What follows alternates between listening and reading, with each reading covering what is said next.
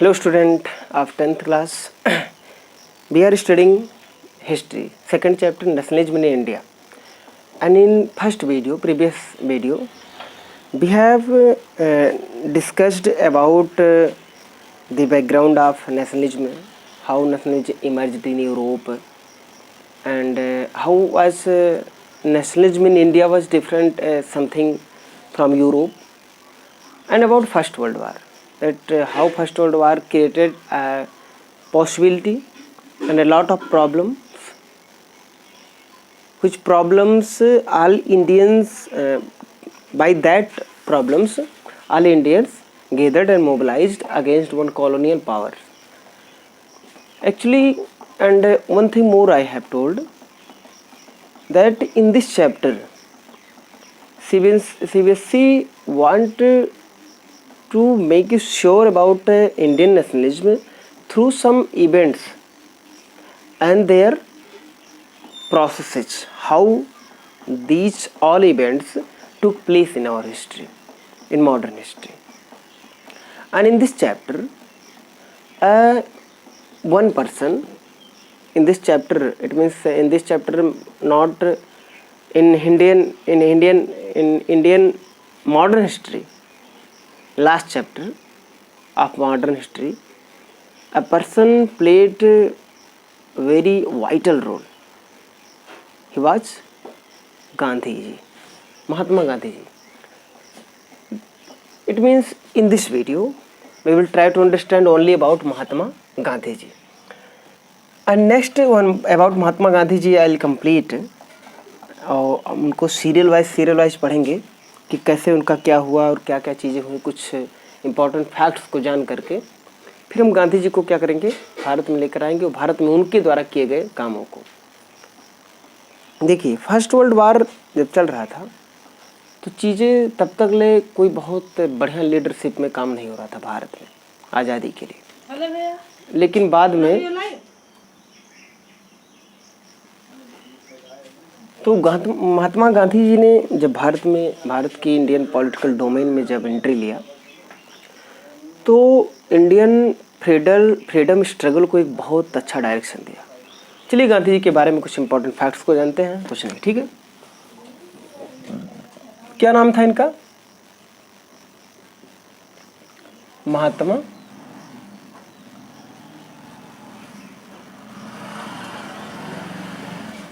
गांधी, ठीक है, महात्मा गांधी।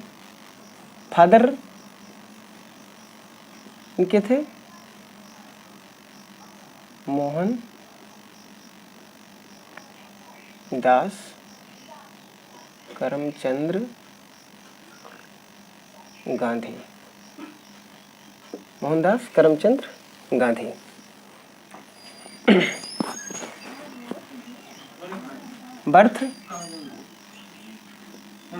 बर्थ इनका हुआ था जो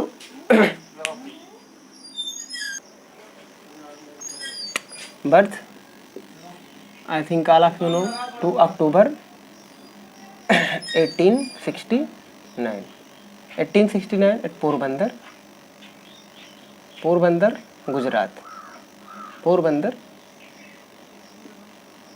गुजरात, ओके। इन्होंने मैरिज किया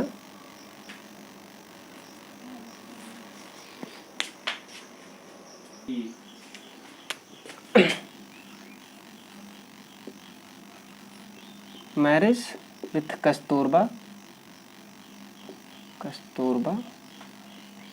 गांधी।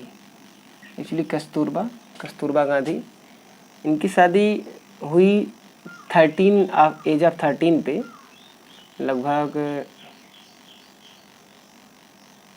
81 में, 1881 में इन्होंने शादी किया और 1888 में he became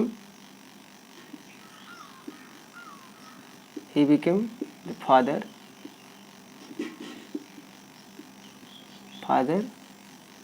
of a son, and next year, it means 1889 he went to England for बैरिस्ट्री लिखा रहता है कभी कभी, बैरिस्ट्री पढ़ाई करने के लिए वो चले गए। देखिए 2 अक्टूबर 1869 को पोरबंदर में इनके हुआ। इनके फादर जो मोहनदास करमचंद गांधी थे, दीवान थे पोरबंदर में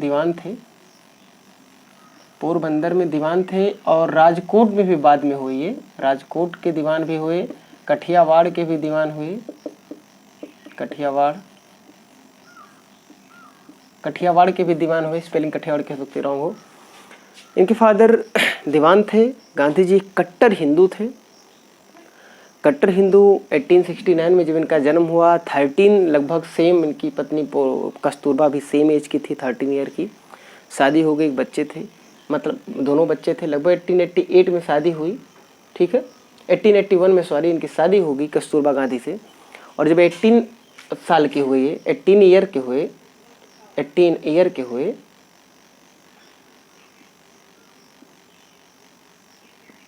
तो इनको क्या हुआ, एक लड़का हुआ। 1888 में क्या हुआ, इनका लड़का हुआ। 1882 में अगर 13 जोड़ोगे तो 1882 आ जाएगा।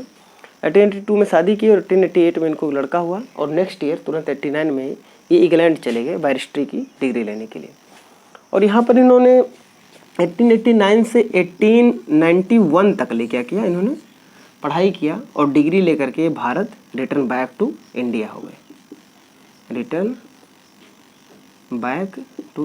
गए, देखिए student, this class about Gandhi ji is not important for your board examination generally. कुछ थोड़ा सा इससे क्वेश्चन आता है, लेकिन आपके नॉलेज के लिए बहुत अच्छा होगा जब सीरियस हम चीज़ों को समझने का प्रयास करेंगे। 1891 में जब ये लौट करके आते हैं 1891 में, तो इनको 1893 में क्या करते हैं, ये 1891 में आते हैं और 1891 में गुजरात मतलब महाराष्ट्र उसमें था, बम्बई था, बम्बई में वकालत शुरू कर देते हैं। लेकिन वकालत बहुत खास था, इनका चलता नहीं है, बहुत ज़्यादा अच्छे से चला नहीं। तो साउथ अफ्रीका में एक व्यापारी थे गुजरात के व्यापारी थे। उन व्यापारी का नाम था दादा अब्दुल्ला, ठीक है, मुसलमान व्यापारी थे दादा अब्दुल्ला। उनका एक केस था, दादा अब्दुल्ला एक मुसलमान व्यापारी थे, उनका एक केस साउथ अफ्रीका में चल रहा था। तो वो उनके केस को सुनवाई करने के लिए 1893 में ये went to Africa, South Africa ये 1893 में ये चले गए। अब वहाँ की कहानी को हमें थोड़ी सी समझने की ज़रूरत है। फिर वहाँ से उनको हम गांधी जी को भारत लेकर आएंगे, और भारत लेकर आएंगे जब, तो हम भारत में इनके अखाड़े को हम देखेंगे, ठीक है, क्या होता है। देखिए 1893 में गांधी जी साउथ अफ्रीका गए, और वहाँ पर वो गए तो उनकी एक बहुत इम्पॉर्टेंट घटना है। जब वो डरबन से प्रिटोरिया यात्रा कर रहे थे, बहुत ज़्यादा हम डीपली नहीं जाएंगे, डरबन एक स्टेशन है, सिटी है, यहाँ से प्रिटोरिया जा रहे थे, प्रिटोरिया स्टेशन पे जा रहे थे। और फर्स्ट क्लास में बैठ के जा रहे थे। रास्ते में एक स्टेशन पड़ता है, उस स्टेशन पे अगर, क्योंकि वहाँ पर जो भारतीय लोग थे उनके साथ अपार्थाइड किया जाता था, भेदभाव किया जाता था, नस्ल भेदभाव किया जाता था, साउथ अफ्रीका के लोग साथ भी किया जाता था। और उनको क्या किया गया, धक्का मार करके उस स्टेशन पर से उतार दिया गया। ये घटना गांधी जी को बहुत चोटिल करती है, उनके दिमाग में, उनके माइंड को थोड़ा सा चेंज कर देती है। और पूरे साउथ अफ्रीका में इस जो रेशियल डिस्क्रिमिनेशन रहा है, उसके नाते उसके लिए इन्होंने क्या किया, अपना पूरा वो क्या किया, विरोध किया और काम किया, ठीक है, विरोध किया और काम किया। एक्चुअली उस समय एक एशियाटिक रजिस्ट्रेशन एक्ट था, जिसमें था कि एशिया का कोई भी व्यक्ति वहाँ पर जाता तो उनको रजिस्ट्रेशन कार्ड बनवाना पड़ता था अपना, उस रजिस्ट्रेशन कार्ड को हमेशा लेकर चलना पड़ता था। इसको भी 1906 में गांधी जी ने विरोध किया था। अब वहाँ पर ये racial discrimination against to Indian and black of South Africa, Gandhi ji tried to abolish this all type of apartheid.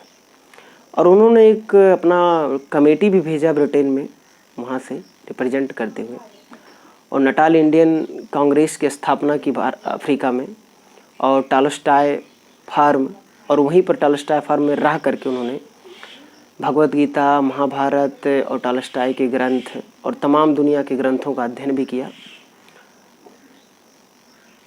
और श्रीमद् भागवत का टीका भी उन्होंने लिया वहाँ पे।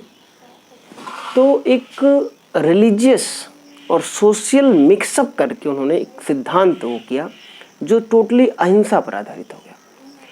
उन्होंने एक प्रयोग किया कि हम एक विरोध करेंगे, नॉन कोऑपरेशन या डिसओबीडियंस, सिविल डिसओबीडियंस।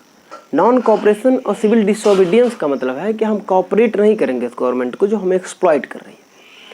और वहाँ पर जो डिस्क्रिमिनेटिव एक्ट थे साउथ अफ्रीका में, वहाँ पर गांधी जी ने क्या किया, उसके अगेंस्ट इस तरीके से काम किया। I am explaining totally near about in Hindi because of this will help you to understand better this portion. I want to explain Hindi directly student. Okay, he tried to it and बहुत ज़्यादा मात्रा में उन्होंने इस चीज़ को सफलता भी पाई अफ्रीका में। और 1906 में जो एशियाटिक रजिस्ट्रेशन एक्ट था उसका भी इन्होंने विरोध किया, उसमें भी इन्हें काफ़ी चीज़ें फ़ायदा मिली। 1906 का समय आ गया, लगभग ये 1893 में, और 1893 में फिर 1915 में ये क्या करते हैं, भारत आते हैं। ठीक है, came back to India, came back to India. 1915 में क्या हुआ इनका, केम बैक टू इंडिया। अब इसको पीरियड अगर देखोगे तो आपका लगभग 22 ईयर का पीरियड हो जाएगा। ठीक है, 22 ईयर ये अफ्रीका में रहे। इन 22 ईयर्स में बेटा इन्होंने एक ऐसे चीज का एक्सपेरिमेंट किया जो पूरी दुनिया में आज तक ले मान्य हो गई, अहिंसा का, सत्य और अहिंसा का, truth and non violence. That was patent weapon of Gandhi ji, कि कैसे हम अपने दुश्मन को, अपने जो एक्सप्लॉइट करने वाले वो ग्रुप हैं, उनकी कैसे हम माइंड को कैसे हम चेंज कर सकते हैं।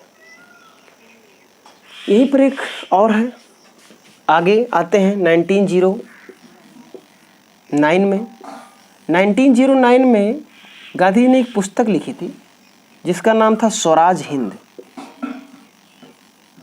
स्वराज हिंद, आपको ये याद रखना है, बोर्ड एग्जाम में कई बार ये क्वेश्चन पूछा गया है कि who wrote Swaraj Hind, text book and in which year, may be not in which year, but in 1909 Swaraj Hind उन्होंने अफ्रीका में लिखा था। जब वो अफ्रीका में थे तब इन्होंने स्वराज हिंद को लिखा था। अब स्वराज हिंद को जब लिखा तो उसमें इन्होंने बताया कि वास्तव में सत्याग्रह है क्या।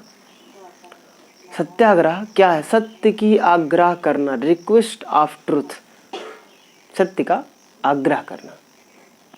और ये स्वराज हिंद लिखते हैं। 1909 का पीरियड भारत में, इस समय भारत में 1905 में बेटा बंगाल का विभाजन हुआ था। 1907 में 2 साल पहले कांग्रेस का सूरत में, गुजरात में सूरत में एक सेशन होता है और वहाँ पर कांग्रेस एक्सट्रीमिस्ट एंड मॉडरेट में डिवाइड हो जाती है। तो इंडियन पॉलिटिक्स में इस समय देखा जाता है तो एक लीडर थे गोपाल कृष्ण गोखले, जो कहीं ना कहीं अहिंसावादी थे और मॉडरेट ग्रुप के थे।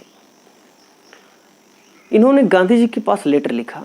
जब गांधी जी की काफ़ी प्रशंसा होने लगी पूरी दुनिया में, अफ्रीका में उनके कामों की, पूरी दुनिया में लोग उनको जानने लगे, अफ्रीका में उनके द्वारा किए गए एफर्ट्स को और चेंजेस को, तो भारत में हमारी प्रॉब्लम थी, तो भारत में गांधी जी को बुलाने बहुत जरूरी हो गया था। गांधी जी को कई बार लेटर लिखने के बाद गोपाल कृष्ण गोखले के कहने पर गांधी जी भारत में 9 जनवरी 1915 को भारत में वो क्या करते हैं, लौट के आते हैं। ठीक है, अगर इस स्लाइड को आप लिख लिए होंगे तो इस स्लाइड को हम इरेज कर दे रहे हैं, ठीक है, इस स्लाइड को हम इरेज कर दे रहे हैं। इतने पीरियड को अगर आप 1909 तक ले आप या 1915 तक ले स्लाइड को इसको आप नोट कर लीजिए, ऐसे एक डेट लाइन को, ये आपको बहुत इंपॉर्टेंट होगा। कॉम्पिटेटिव एग्जामिनेशन में लोग कंफ्यूज भी रहते हैं। मैं आपको इस चीज़ को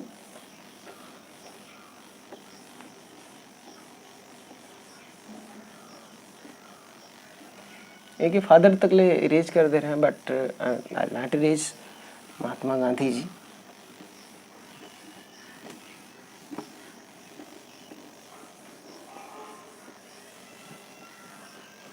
चलिए 9 जनवरी 1915 को क्या होते हैं, गांधी जी केम बैक टू इंडिया। किसने बुलाया इनको? गांधी जी को बुलाया किसने?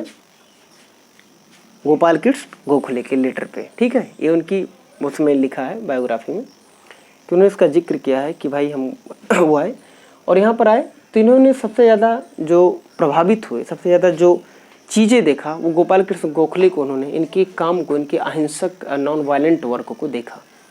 इसलिए इनको गोपाल कृष्ण गोखले को गोपाल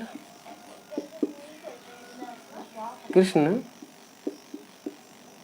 गोखले को इन्होंने क्या किया, अपना पॉलिटिकल मेंटर माना। पॉलिटिकल